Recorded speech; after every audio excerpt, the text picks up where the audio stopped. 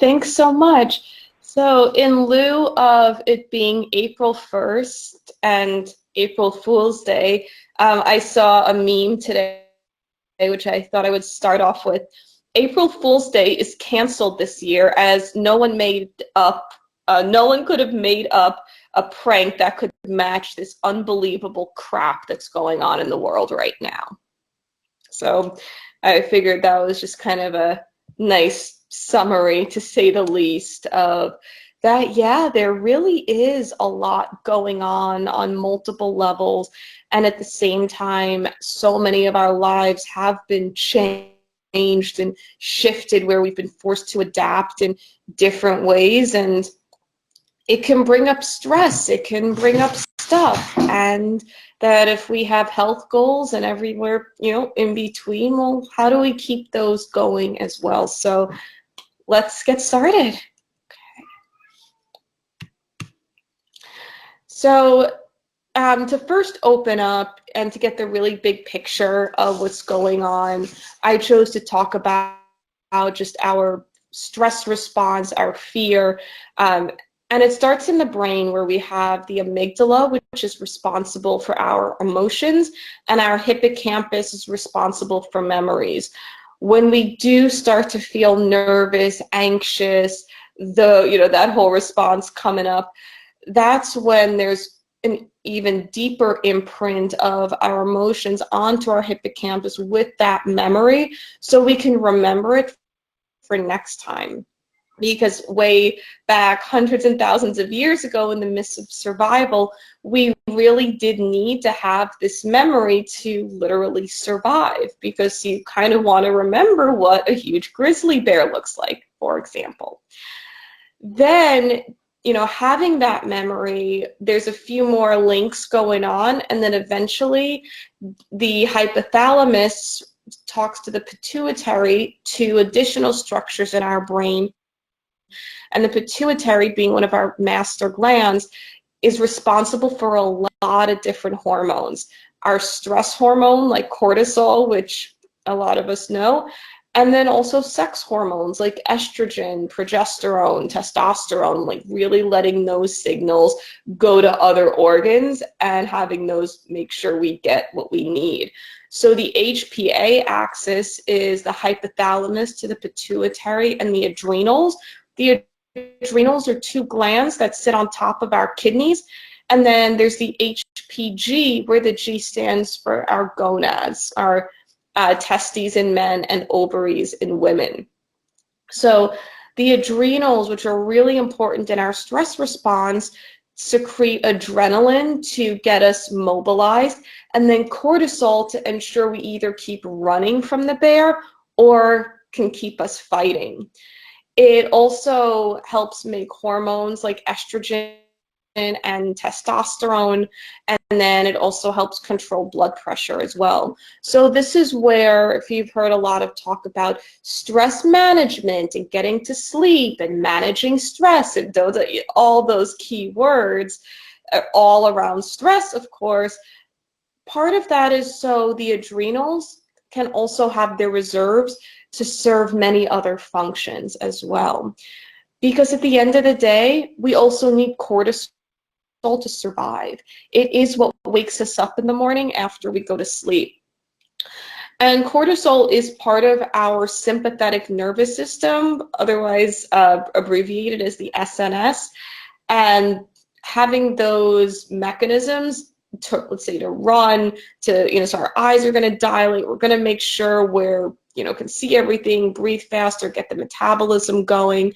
While on the other hand, our parasympathetic nervous system, rest, digest, and reproduce, that's where once everything has calmed down, we can have really good digestion. We can have balanced hormones. Our body is working efficiently. We don't need to conserve energy, so think thyroid concerns as well. So it's not necessarily one or the other, but it's how do we keep both systems in balance. Unfortunately, nowadays, which likening to the world, what we see is we are in a general state of chronic stress. We've become human become human doings versus human beings, being able to really sit and be. So when there's that gut feeling that something isn't right, anxiety, sweating, fear is an emotion which can manifest as these physical outward appearances even. And at the end of the day, what's being threatened in all of this is that we know what chronic stress has done. We've never seen so many diseases that don't have just one etiology. Like 100 years ago, it was typhoid fever, scarlet fever. It was this one fever, bacteria, virus, and then this one cure. But now there's a diagnosis and everyone's, oh, diet, exercise. We have all these different reasons. And don't forget your family history, this whole conglomerate. And now how do you sustain life and even heal after that? And just like in the world, we literally cannot sustain being on Earth for that much longer because there's so much going on. So why now? And then coming into this virus is literally smacking us on the head in many ways, saying, slow down, step back. This not mitigating everything that's going on in the world, but also knowing that we are here for a reason and we can choose what life could be like moving forward. How do we want to treat ourselves? How do we want to treat others? Who's in our life? And we'll go deeper into those questions a little further on. So a little bit about COVID-19. COVID has actually been around for decades, but it's just that this strain we haven't seen. It can multiply about 1,000 times faster than SARS.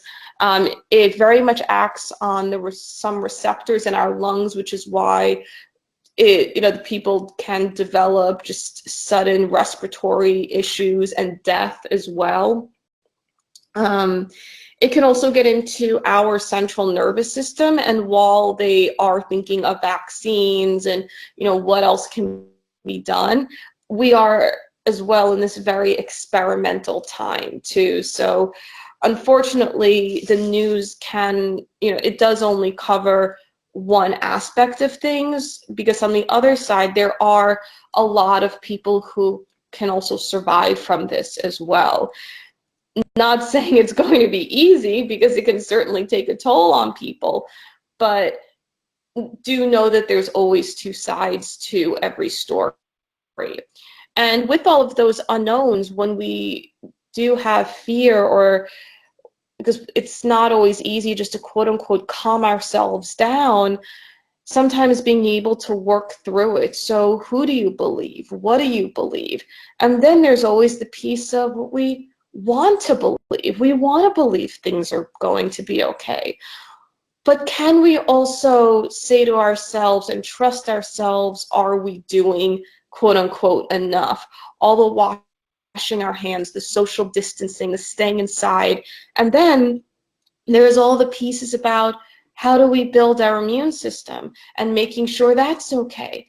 But then don't you have health goals too in the meantime? Because you're also told, don't forget to create your best life in this time and reach out to all your friends. There's a lot that we can always be told to do.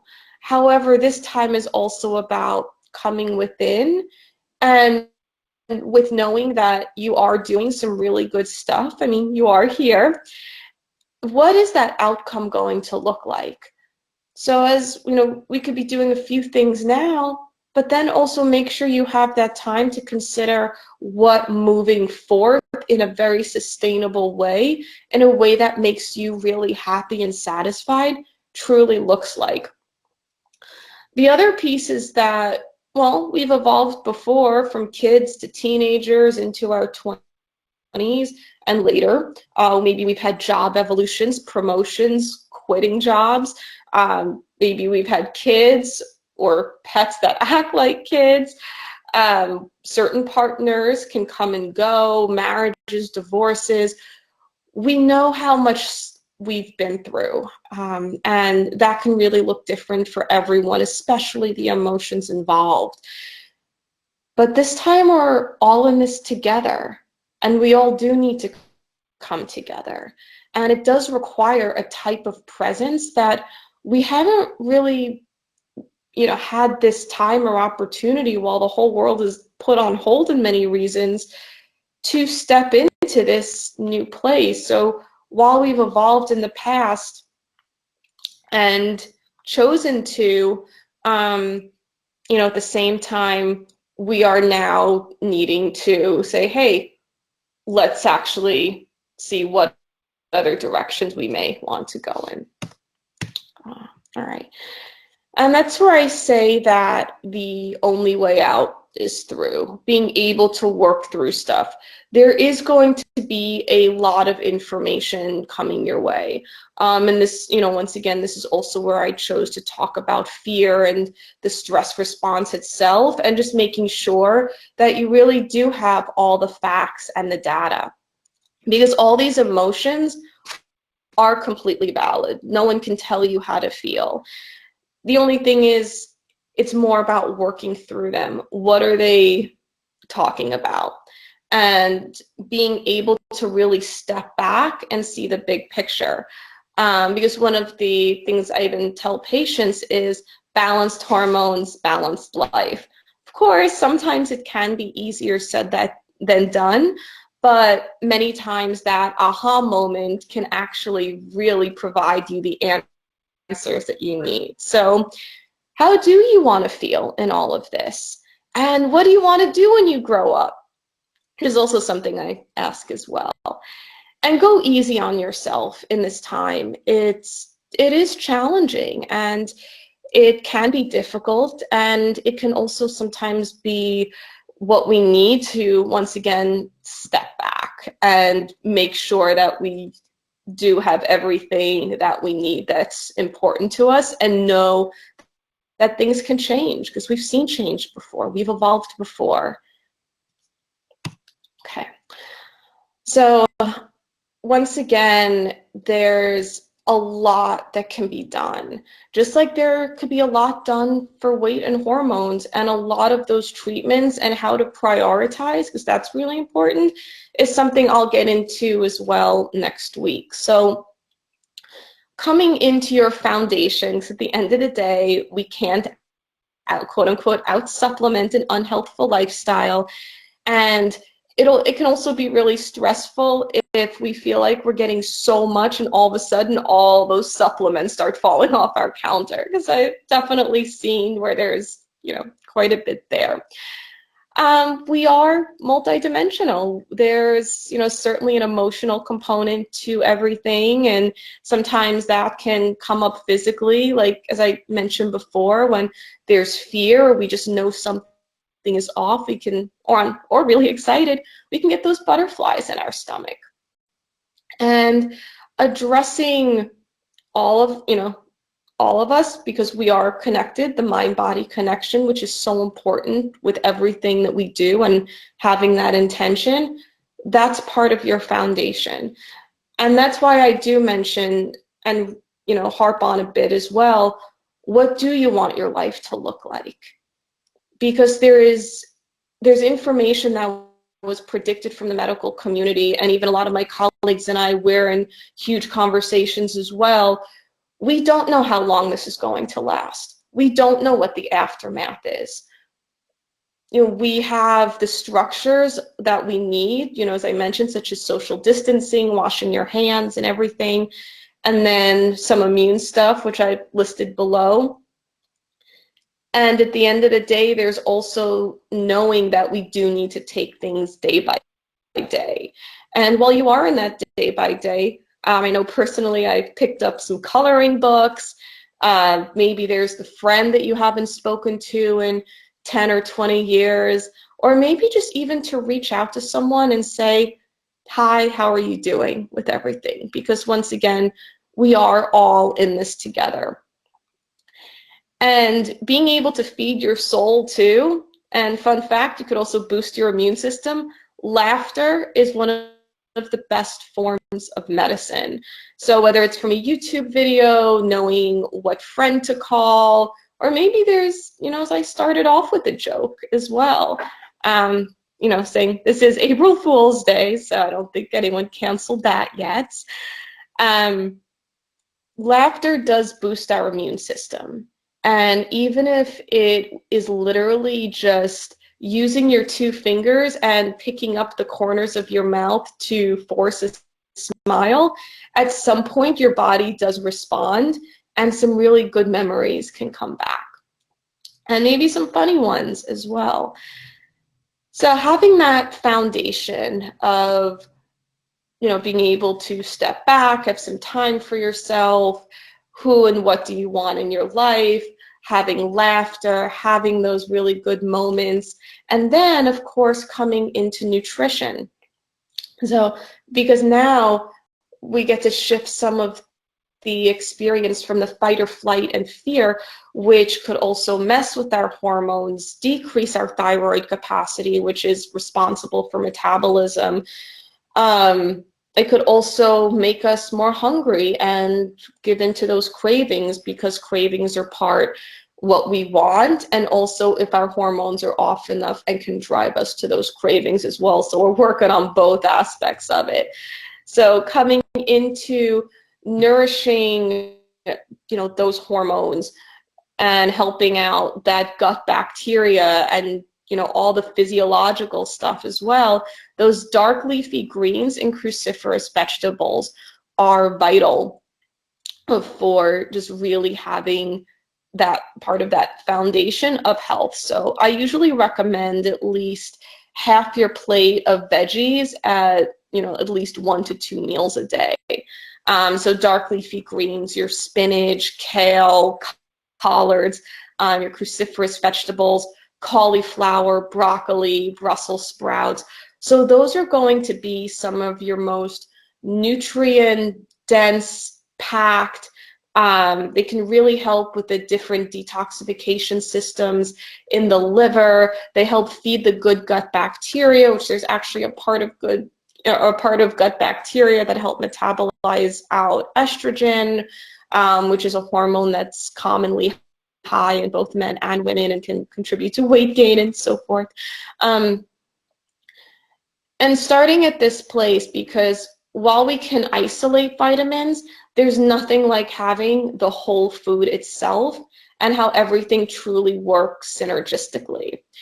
Coming into the different supplements, so the good news is you can both boost your immunity, help reduce fear, mitigate cravings, and balance those hormones with everything listed below.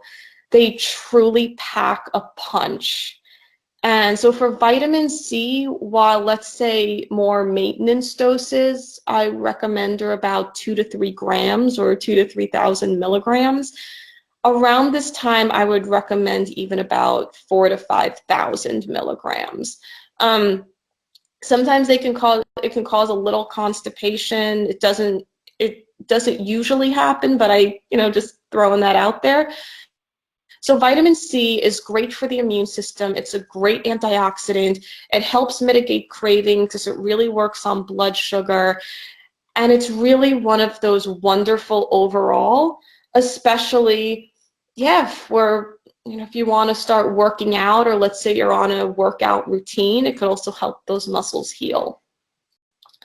Zinc is really powerful for the immune system. So about 15 to 30 milligrams, I'd say, for the next month, because we do have a zinc copper balance within our body and don't want to offset that by taking it too long. So especially the higher dose you go, I always err on the conservative side. And generally too, with supplements, these I do feel comfortable recommending, because sometimes there's herb drug nutrient interaction, but these are pretty reasonable, and I would not anticipate any adverse reactions. So, once again, zinc, great for the immune system. Vitamin C, you could even take that year round. I'd say after this and whatnot, you can certainly back down to about 2 to 3 grams, which is still pretty potent. Apple cider vinegar is one of my all-time favorites for the household, to have at home as part of that foundation. You can use it as salad dressing, with some olive oil. It's great for the immune system. It's great in balancing blood sugar, in that it does help us register that, oh, we are full now, because even with eating, it does take about 20 minutes for our brain to register that we've eaten. So, this is the time to really step back. If you're cooking more, eating more, having that mindfulness, and also knowing, is this, what is the intention with eating as well. So apple cider vinegar can really help also clean up some of that gut bacteria. And as I said, most of our immune system is made in our gut. And so that's, of course, a really important one to manage, especially because we have 4 pounds of gut bacteria to work through. And stress doesn't do so hot, working with everything in there. So as I said, apple cider vinegar, you could do a cap full in like 4 to 8 ounces of water. You could do that a couple of times a day. You could use it as part of your salad dressing. It is somewhat potent, so I wouldn't recommend pouring a whole bottle on something, but certainly having some food or liquid to dilute it can, will be very tasteful as well. Turmeric is a very potent antioxidant, and this is actually more geared towards just general weight and hormones. It can be good for the immune system and definitely reducing any sort of inflammation overall. It's kind of like your overall big umbrella anti-inflammatory. But the fun fact with turmeric is that with weight, we actually have 3 different types, with about 2 of them burning a little faster than one type, and turmeric helps us shift towards the type that burns a little faster. So for this, I would say, about 500 to 1,000 milligrams is pretty conservative, but also too, when you are able to step back and eat with intention and have joy and doing things that you enjoy, and creation, which is so important, because a lot of that is part of, even all the hormones, they go through about 7 different organ systems within our body to be both made and metabolized. That's a whole organ system and artwork right there. So literally living like balanced life, balanced hormones. So as I said, turmeric is a great one as well. It also helps us understand that we're satiated by mitigating any kind of cravings, helping improve blood sugar, which are, common concerns when there are hormonal imbalances. It works on our detoxification systems. And then, of course, with everything, by reducing any sort of overall inflammation in our body, that will also help protect our immune system as well, because stress, not sleeping, processed foods, simple carbohydrates, like really anything white and flour related, or even certain packages where you see the ingredients that look like they're out of a chemistry lab, those can all hinder the immune system. And even with sugar itself, there have been studies shown that the immune system can be lowered up to even about 5 hours, post ingestion. So, once again, it's not that sugar is bad, but looking and, in the big picture of everything, which, is what we are looking at right now, as we once again are being asked to really step back and say, hey, are we getting that foundation, getting those nutrients in? Do we have these core supplements? What about our health goals? What could the future that we want, whether it's health, life, because, well, they're all intertwined too, and moving forward. So I am very much open to questions, thoughts, And here's all my information. I'm regularly doing videos. I do have a newsletter and putting out additional information, whether it's around mindset, natural medicine, to helping people go through whatever's, going on in the world as well. And of course, how to keep on those goals. So yeah, if anyone has any questions, thoughts, I'm happy to connect or certainly answer them on here. Okay, great. Thank you, Dr. Serena. I'll open it up for Q&A now. So if anyone has a question, they can use the chat box or also email info@savvyladies.org. And a question that we had come in during your presentation is asking, what suggestions do you have for helping to direct my mind to more positive thoughts when I start to head down a negative, scary road? Love it. Let yourself go down that negative, scary road. Because we know this. It's how many times did we try to deprive ourselves of the cookie, but only now the cookie is still there. And then there's a box of cookies. And then we can go and get more cookies. That's, what we focus on, what we give our attention to. So sometimes it's better just to eat the cookie. If that's what's happening in that moment, have that mindfulness and have that presence. And I know it's not always what we want to hear, but this is where we sit with that uncomfortableness and really walk and being able to walk ourselves through what are those scenarios. And this is where reaching out to a friend.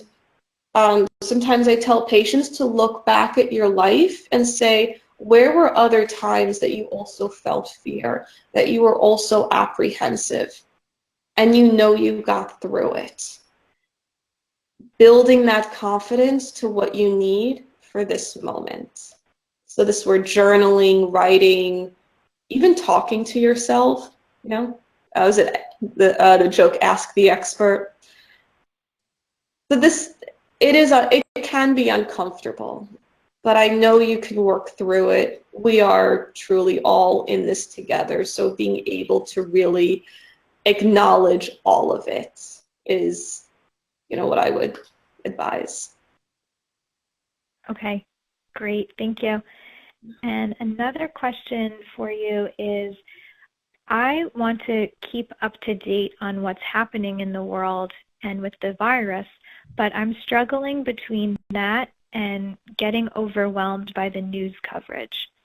I'd love to hear your tips on that. Yeah, of course.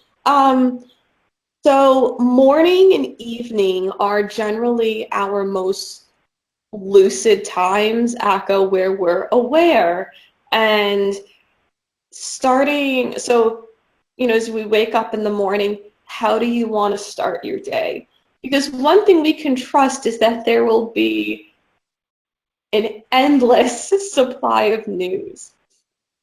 So if you would like to listen to the news, and even personally I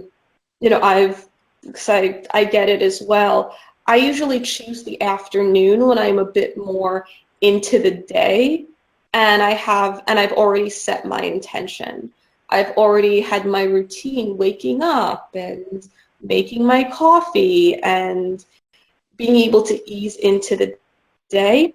So you're right, there is a lot of information, but choose a time that's not your quote unquote best time of day, because that best time could be used to, what do you want to do when you grow up? Those where we can really think about life and everything else. So it's great to stay informed. Make sure you also have an idea of what you want to understand, rather than just being able, just, I guess, the feeling of absorbing literally everything. So being able to listen to what you feel you need, step back, okay, am I satisfied? Where, what else do I need to look for? And don't be afraid to reach out to others as well. Once again, you're welcome to reach out to me through my social media. I put my email and my phone number up there as well. And there are fortunately too a lot of people, of course not on the news, who are also giving very sound and I guess less so-called media friendly, where there's a lot of hype. Like I was just listening to an ER doc from one of the New York hospitals who put a whole video up on Vimeo. So know too that there are sources out there that are helping mitigate a lot of what we're hearing on the news and put it in perspective. Okay, thank you. And Dr. Serena, I think this is the last question for you, which is asking, I've been very stressed during this time. I'm thinking about my aging parents' health, having my kids home from school, and many other things. I'm noticing that my body is physically reacting to the stress, so I'm getting headaches and my whole body feels tense. I tell myself to relax and breathe, but it's only when I'm aware of it that I'm able to take a deep breath and feel a little better. Is there a way to work on this so that it becomes unconscious? Yes, there is. And it sounds like you've already just started to do that. By having that presence to know that taking a breath, because actually, fun fact with breathing is that there's a main nerve that we have that's connected to our diaphragm, and that is the pretty much quote unquote rules our parasympathetic, that rest and digest nervous system. And when we take a deep breath, we are literally activating that side of our body. So it sounds like you've already been experiencing that. This is where it's cultivating a regular presence. So this is the practice of everything. And as you do start to feel some of that anxiety and fear dissipate, this is, being able to then say, all right, what am I afraid of? What is my fear? Who can I talk to? What do I need to tell myself? Using that the fear is the emotion is the clue that once we are in a state of a bit more clarity, and then as there are fears about aging parents and then having the kids, because we have a lot of generations on the planet now too, what fears are coming up? And then with those fears, what are some actions that you can take now too? And so using the fear as being able to recognize it, and then also knowing that there's so much action and ideas and thoughts that you have as well that you could even start going step by step. And that's because that really is all you can do. And then knowing that you're doing your best for where you are and that we are all right where we need to be. Okay, great. Thank you, Dr. Serena. Those look like all the questions we have, and I just wanted to share with you, I'm seeing in the chat messages saying, thanks so much. This has been very helpful. I'm focusing on pockets of joy every day, taking classes online, having Zoom meetings with friends, eating right, and getting rest, also chatting with family members that I don't get a chance to speak with. Thank you so much for this presentation and looking forward to the next presentation with you. And so with that, Dr. Serena, I just want to remind everyone, yes, thank you. Thank you. And I'll just remind everyone, Dr. Serena will be presenting again next Thursday, April 9th at 3 p.m. Eastern. We will make sure that we send that registration link to everyone if you haven't already registered. And I'm sure everyone's looking forward to next Thursday. So I just want to say thank you again, Dr. Serena, We'll be sending out this information. Thanks to everyone for joining us today. Thanks so much. Thank you. Thank you.